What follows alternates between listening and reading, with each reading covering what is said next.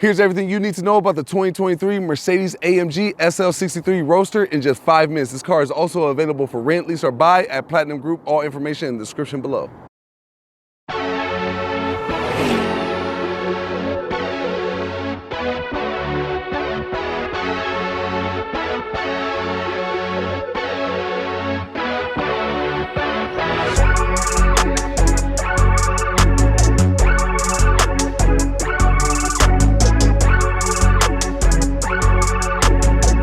If you're anything like me, I guarantee you immediately associated the hardtop drop top with the SL whenever it came to mind. I know I did, but until today, because Mercedes has chosen to go away from their iconic hardtop drop top that we've come to know and love the SL63 for. We're gonna go over a few features that makes this one different than the previous predecessor. Let's start with the price. The AMG SL63 starts at $183,000, and that's before any bells and whistles, and we all know how taxing them bells and whistles could be for Mercedes. If you're interested in this particular spec that I'm sitting in right now, just know you are looking into a hefty price. Now the SL only comes in one trim now, and that's AMG, and since we're in the AMG, it's only right that we do a launch. But before we do that, let's turn the traction control all the way off, and the only way you can do that is by simply holding down the button, and now we're all the way there. With these all new neck vents that keep you cool or hot, you can have the top down and have AC blowing down your neck, and if it's a cold, chilly night, guess what? You can have heat coming out here, and you can stay warm with the top down.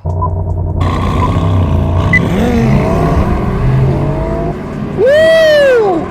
Woo! Almost knocked my toupee off. Hold on. All right, let me gather myself real quick because that was insane. You have the active angling adjusting central touchscreen right here in the middle, which you also control your convertible from. Slide to the left if you want up, which is up, or you slide to the right and hold if you want it down. These new innovative door handles make it to where all you gotta do is just touch that door like so and get in. We should also know that this is the first time that the SL63 AMG Roadster comes equipped with all-wheel drive, which makes it even more practical, not only just around these mountains, but in all terrains and all seasons of life, baby. Now, no matter what your preference is, whether it's the top up or top down, I can drop it right now going 34 miles an hour. Then when I get tired of showing up and showing out, guess what I do?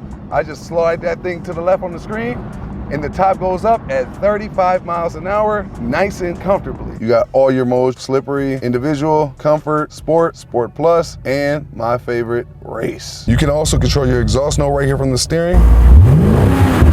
And you can also control your active spoiler. Every time you hit it, it goes up and it goes down. Now, as amazing as that exhaust note is, it wouldn't be possible without this 4-liter twin-turbo V8 producing 577 horsepower and 590 pound-feet of torque, which gives you a 0 to 60 in just 3.5 seconds. And if you're wondering about the gas mileage, you get 14 city, 22 highway. Now, if you're getting in and you're a backseat passenger, all you gotta do is hit this back handle. Seats move up and adjust automatically. And they actually believe that somebody's gonna be back here because they have this little bitty floor mat.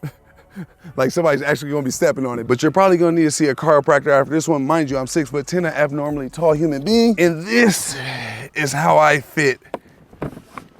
I can't even, it just doesn't work. From the looks of it, it doesn't look as aggressive as the AMG GT, so I didn't think it would drive more aggressive than the AMG GT, but it handles way better, and I like the way the torque hits, the horsepower, everything all at one time better than the AMG GT, I'm not gonna lie. So let's go over a few of my pros and cons about the SL63 AMG. My first pro will be the active angling touchscreen, simply because I've never seen it before in any other car or SUV. Next up, I'm gonna have to say performance and rear steering, because I didn't expect that car to be that much fun with that much performance. And number 3 is SL now only comes available in AMG, which puts you in a purely top of the move status. Last but not least, the digital dash and all the technology that comes readily available in this car.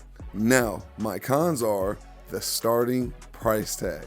I don't even think I need to elaborate on that. Next up, the unusable back seats. Those shouldn't even be classified as back seats, more like storage holders. Number 3 is gonna have to be the fact that the SL63 only comes in a soft top convertible instead of the option to have a hard top drop top or a soft top drop top.